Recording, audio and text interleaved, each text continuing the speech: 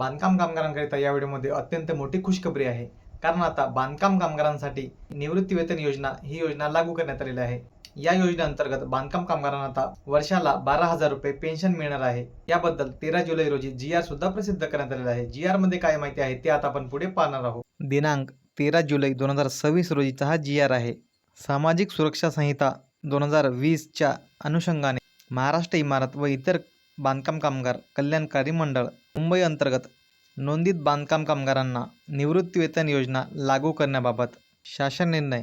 महाराष्ट्र इमारत व इतर बांधकाम कामगार कल्याणकारी मंडळ मुंबई अंतर्गत नोंदित बांधकाम कामगारांकरिता त्यांच्या वयाची 60 वर्षे पूर्ण झाल्यानंतर यापूर्वी राबविण्यात येणारी निवृत्ती वेतन योजना रद्द करून सामाजिक सुरक्षा संहितेमधील उक्त नमूद तरतुदीनुसार दरवर्षी रक्कम 12,000 इतके निवृत्ती वेतन अदा करण्याबाबत सुधारित निवृत्ती वेतन योजना लागू या शासन निर्णयामुळे मान्यता देण्यात येत आहे. निवृत्ती वेतन योजनेचे पात्रता आणि निकष. वयाची 60 वर्षे पूर्ण केलेली व मंडळाकडे सलग किमान 10 वर्षे नोंदीत असलेले सर्व बांधकाम कामगार सदर योजनेअंतर्गत पात्र राहील.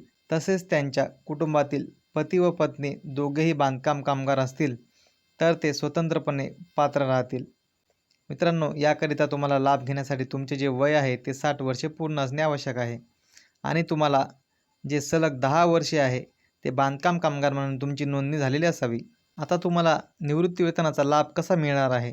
जर तुमची नोंदणी 10 वर्षे पूर्ण झालेली असेल तर तुम्हाला मिळणारी जी रक्कम आहे निवृत्ती वेतन ती आहे 50%, म्हणजे तुम्हाला वर्षाला 6,000 रुपये मिळणार. दुसरं महत्त्वाचं पॉईंट आहे, तुमची जर नोंदणीला 15 वर्ष झाली असेल तर तुम्हाला 75% रक्कम म्हणजेच वर्षाला तुम्हाला 9,000 रुपये मिळेल.